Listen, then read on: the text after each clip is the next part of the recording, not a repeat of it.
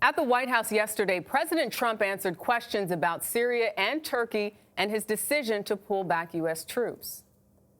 I think we're doing a great job.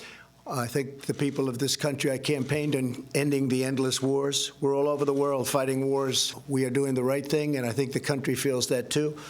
We've had tremendous support outside of the Little Washington area, and even in Washington, people are saying you're doing the right thing. At least a dozen Republican senators have publicly criticized the president's decision. Face the Nation moderator and senior foreign affairs correspondent Margaret Brennan joins us now. Good morning, Margaret.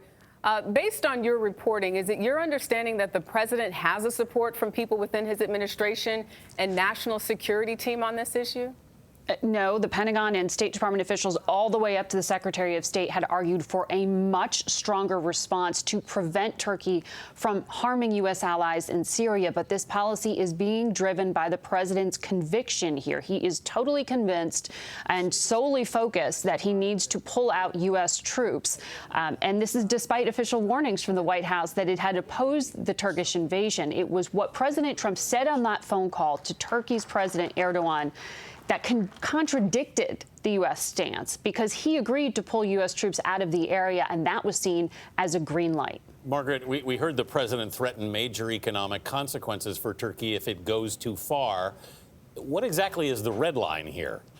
Well, exactly. No one's defined too far. Generally, this is a threat of sanctions. But U.S. officials are concerned by a few things. One, that civilians are getting killed, that the Turks are going to target Kurdish fighters that the U.S. fought alongside, and in the future, what happens to all those Syrian refugees? Turkey's Erdogan has said and suggested he wants to push millions of them who fled the war back into this border area. And the U.S. wants that to happen in a humane way, if it happens at all. Margaret, is it possible that U.S. troops could be drawn back into the region?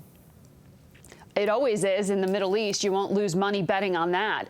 But I'm told in this particular case, Turkey's Erdogan is not expected to stand down. He is hell-bent on this invasion. And the focus right now is on just how far Turkish troops go into Syria and if it extends beyond the safe zone, because there are still roughly about 1,000 troops, U.S. troops, at other locations in that country.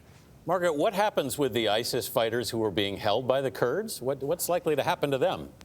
Well, there are two in particular that have gotten a lot of attention, the so-called Beatles. The U.S. and the U.K. are negotiating over them because they were directly involved in the killing of American journalists, including James Foley. They may be extradited back to the U.S., but the U.K. has to agree.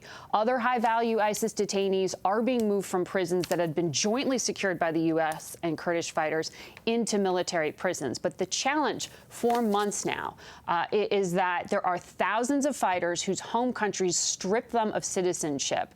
And now many of those European countries are refusing to take them back. So it's the fate of those fighters and their families who are living in camps inside Syria that many people are very worried about, because the concern is that in the chaos that will result from this invasion, it could allow ISIS to regroup. All right, Margaret Brennan, thank you, Margaret.